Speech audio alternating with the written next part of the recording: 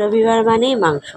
আর আজকে আমি তোমাদের সাথে শেয়ার করব খাসির মাংস, লেবু পাতা দিয়ে খাসির মাংস।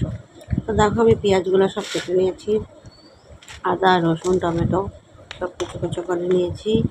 আদাটা ঘষে দেবো। এবার আমি এই সবগুলো এটাকে মেখে নেব। তার আগে এর মধ্যে আন্দাজ মতো লবণ, হলুদ, জিরার গুঁড়া, লঙ্কার গুঁড়া, সর্ষের তেল দিয়ে ভালো করে এটাকে মেখে আধা ঘন্টার মতো রেখে দেবো।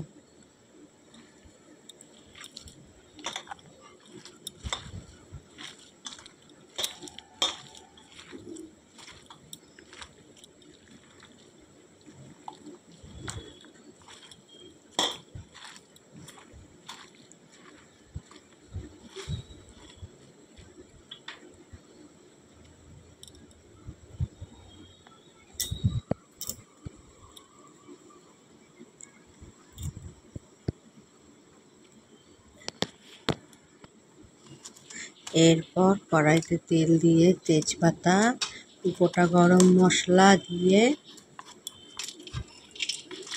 একটু নাড়াচাড়া করে নিয়ে এর মধ্যে এবার মাংসটা দিয়ে দেবো।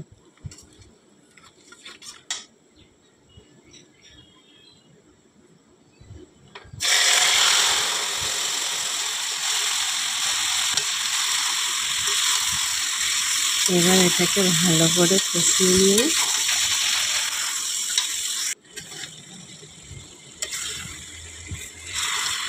ভালো করে কষিয়ে নেব।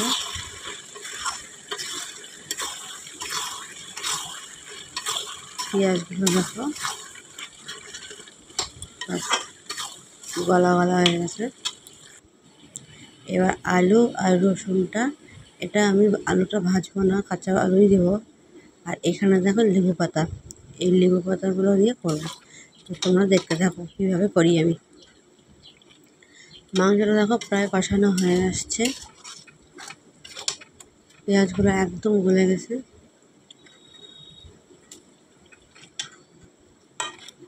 এবার এটাকে প্রেসার কুকারে দিয়ে দেবো।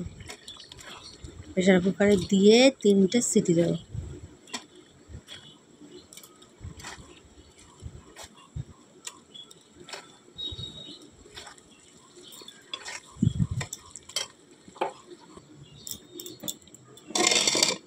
দিয়ে এর মধ্যে আলু আর রসুনটা এবার দিয়ে দেবো।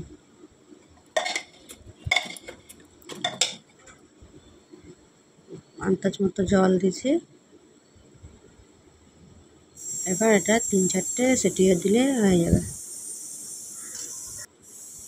এবার লেবু পাতাগুলো দেখো ছিঁড়ে নিয়েছি, গোটা গোটা দিলে গন্ধ হবে না, সেন্ট হবে না, তাই ছিঁড়ে নিয়েছি। দেখো হয়ে গেছে প্রায় আমার মাটনটা না, খাসির মাংসটা। তো এখন আমি এখানে আন্দাজ মতো গরম মশলা দিয়ে দিলাম।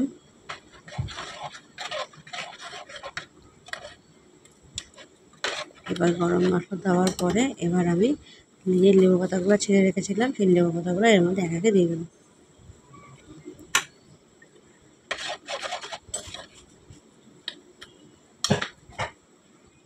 এই দেখো আমার খাসির মাংস লেবু পাতা দিয়ে তৈরি।